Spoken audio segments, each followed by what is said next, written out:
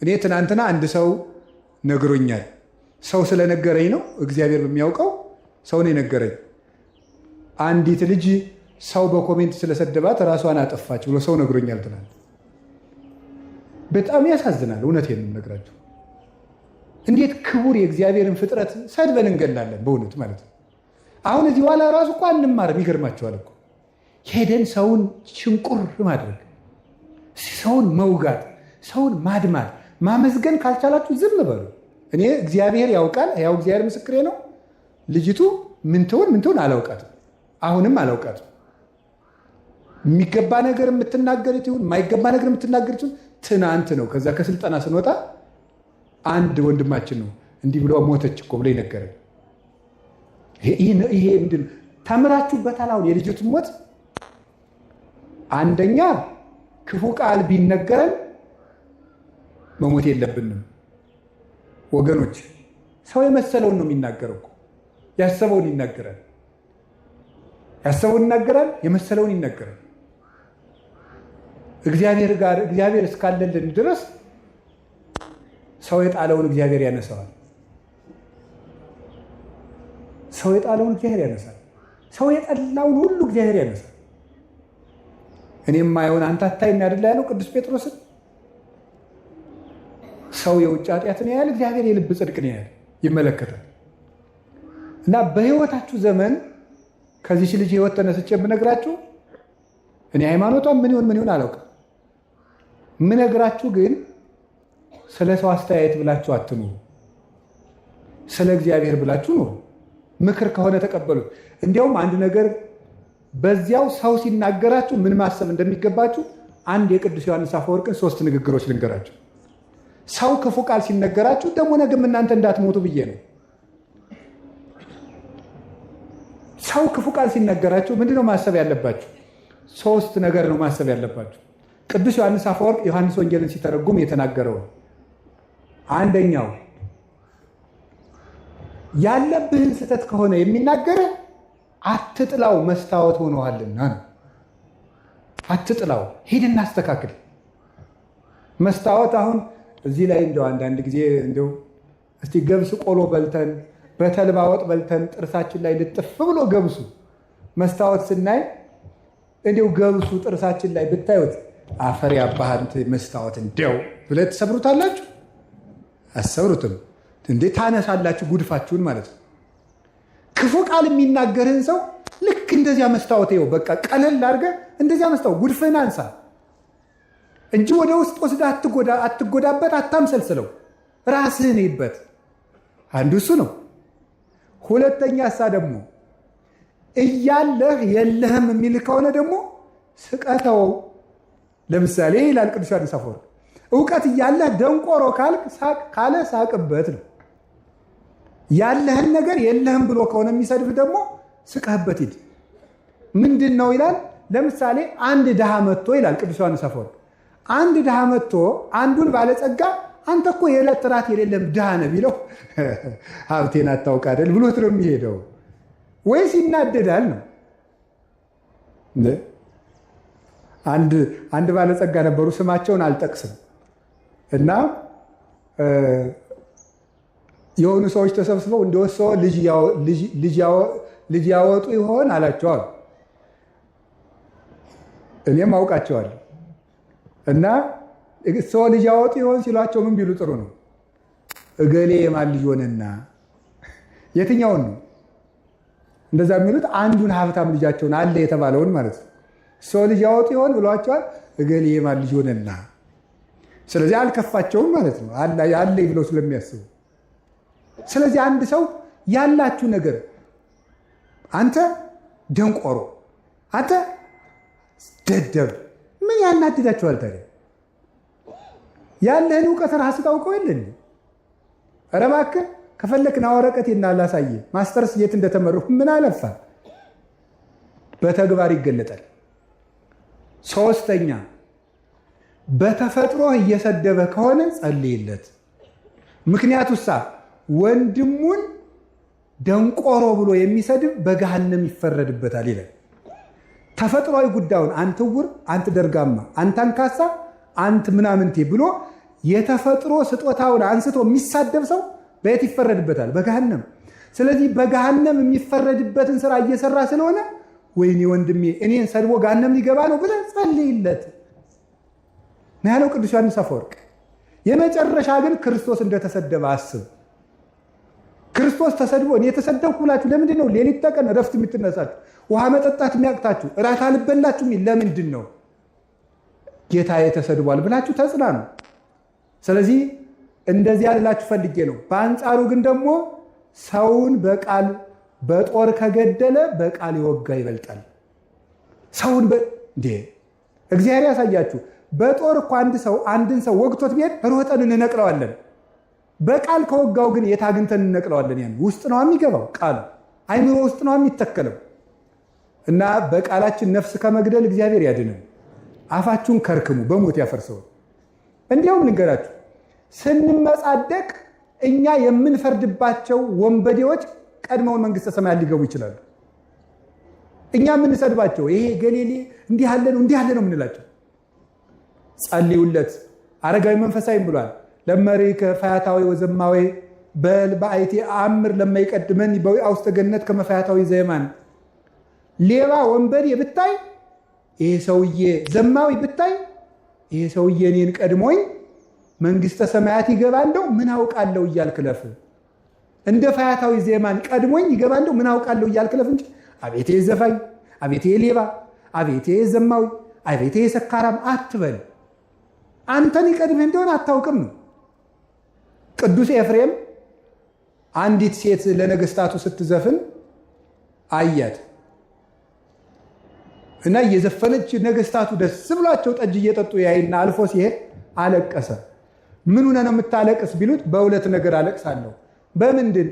የመጀመሪያው ይቺ ሴት እነዚህን ነገስታት የምታስደስተውን ያህል ፈጣሪን አለማስደሰት፣ እሷ ለምድር ንጉስ እንዲህ ስትለፋ እኔ ለሰማይ ንጉስ አለመልፋት። ሁለተኛ ነፍሷን አይቼ አሳዝናኝ። ሰውን ብትችሉ ካለበት አውጡት፣ ካልሆነ ግን ባለበት ላይ ሸክም አትጨምሩበት። ብትችሉ ካለበት ጉድጓድ አውጡት። እንዲያውም አንድ ልንገራችሁ፣ ከባሕታውያን አንዱ ከሴተኛ አዳሪዎች ቤት የሚሄድ ሰው ነበር። ቅርጫት ይሰራል፣ ቅርጫቱን ይሸጣል።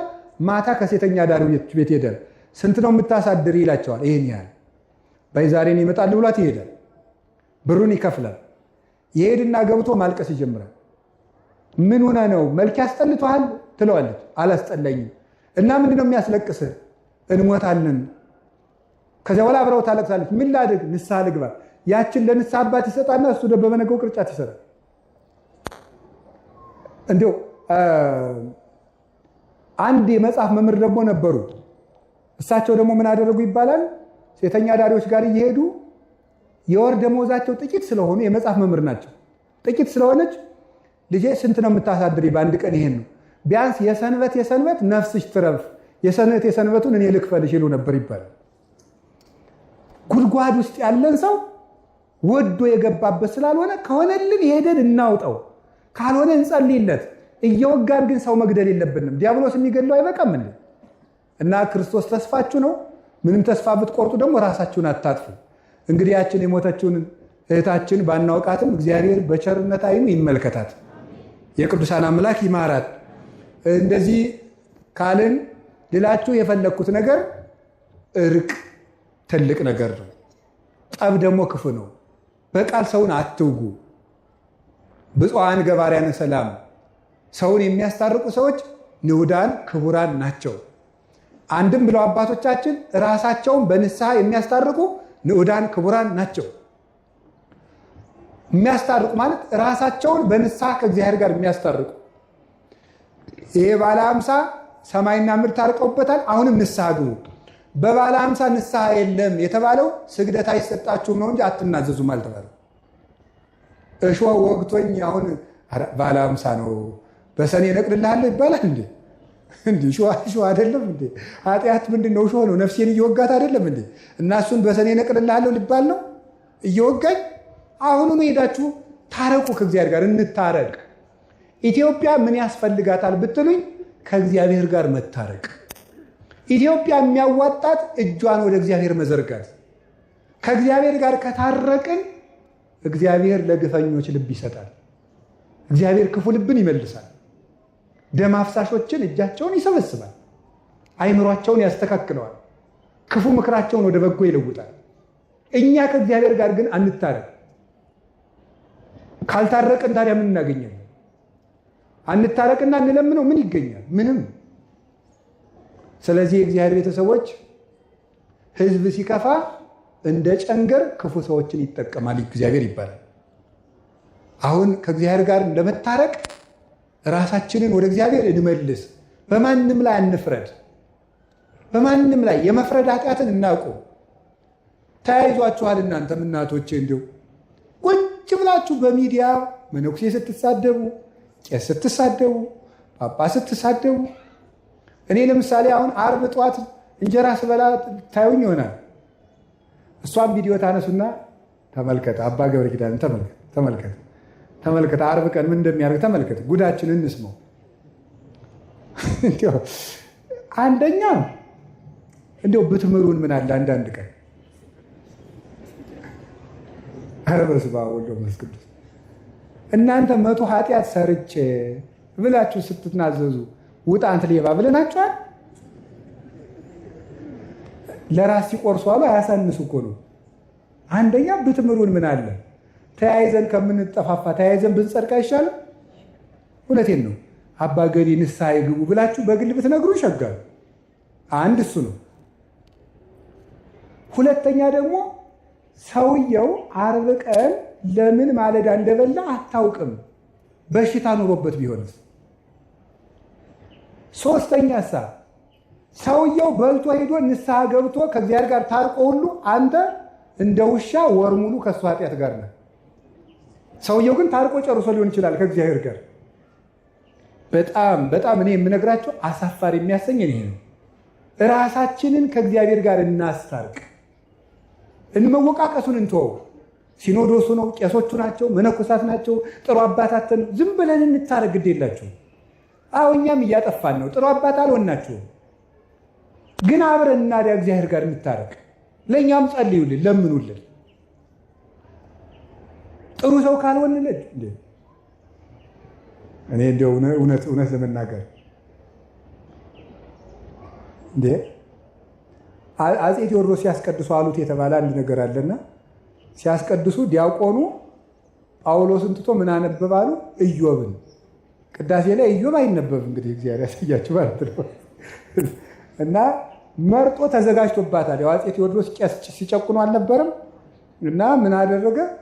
አነግስ ብእሴ መደሎ የሚለውን ያነባል። ጨካኝ ንጉሥ አነግሳለሁ ብሏል እግዚአብሔር የሚለውን ነው የሚያነበው ማለት ነው። እሳቸው እያስቀደሱ ነው ማለት ነው። ጨካኝ ንጉሥ አነግሳለሁ ብሏል እግዚአብሔር ይላል። እና ዝም ብለውታል። አልሰሙኝም መስሎት መልሶ አነግስ ብእሴ መደሎ ይላል። ዝም። ሶስተኛም አነግስ ብእሴ መደሎ አይ በይንተ ከህዝብ የሚለውን ጨምረው ስለ ህዝቡ ክፋት የሚለውን ጨምረው አለ። ስለ ህዝቡ ክፋት የሚለውን ጨምረው እስኪ በሉ ሁላችሁ ስለ ህዝቡ ክፋት የሚለውን ጨምረው ነው። ስለዚህ የእግዚአብሔር ሰዎች እንደው እንደ ጦር ጉሮሮ እንደ ፈረስ ጆሮ ተካክለን በድለናል። ማንም ሰው እኔም ጨምሮ ያው እግዚአብሔር ያውቃል። እንደው ለትትና ማለት ሁላችንም በድለናል። እግዚአብሔርን ይቅር በለን እንበል። ይልቁን እንታረቅ። ራሳችንን አሁን ከዛሬ ጀምራችሁ ንስሐ አባት የሌላችሁ ንስሐ አባት ያዙ። ፈልጋችሁ ከእግዚአብሔር ጋር እንታረቅ። ከዚያስ ከወንድማችን ጋር እንታረቅ። የምታየውን ሰው ሳትወድ የማታየውን እግዚአብሔር የት አይተህ ተወደዋለህ ይላል ዮሐንስ ሲራክ ሲናገር። እግዚአብሔርን የት ታውቀዋለህ? ከእግዚአብሔር ጋር እንታረቅ፣ ከወንድማችን ጋር እንታረቅ። ደግሞ ምን ይላሉ አባቶቻችን መልሰው ሲተረጉሙት? ሰውን ከእግዚአብሔር ጋር እንዳይጣላ የሚያስታርቁ ብፁዓን ናቸው ይላሉ። ከእግዚአብሔር ጋር እንዳይጣላ የሚያስታርቁ ማለት ገንዘብ አጥቶ ሌባ ከሆነ በዚች ነግድና አትስረቅ ብለው ከእግዚአብሔር ጋር ያስታርቁታል። አያችሁ፣ በንስሐ ብቻ እኮ አይደለም። አጥቶ ሌባ የሆነውን እንካ በዚች ስራ ከዚህ በኋላ ሌባ አትሉ ስትለው ከእግዚአብሔር ጋር ታስታርቀዋለህ። ልክ እንደ ንስሐ አባት ሆንከው እኮ ማለት ነው። ንስሐ አባትነትን አትተኩ። ከእግዚአብሔር ጋር የሚያስታርቅ ቄስን ብዙ ነው። ሰውን ከእግዚአብሔር ጋር የሚያስታርቅ ቄስ ብዙ ነው።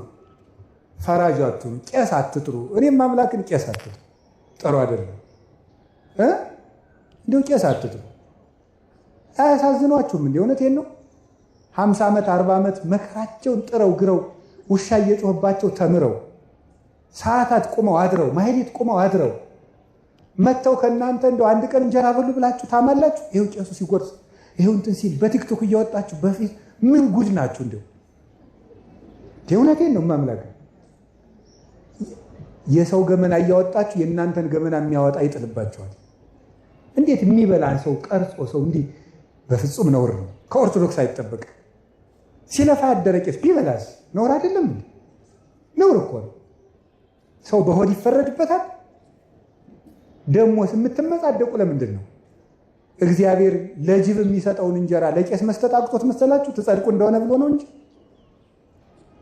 አህያን አብልቶ የሚያሰድር አምላክ፣ እባብን የሚመግብ አምላክ፣ ስቦ ወዱ ዘሳረረ ሁሉ ዓለም ባህቲ ቃል ብለው የሚጮውለትን ወፎቹን እንዴት ይተዋቸዋል? ይሄ አለማወቅ ባይሆን የቄሱ አንዳንድ ችግር አለ፣ ከዚህ ያሉት አይደሉም እንጂ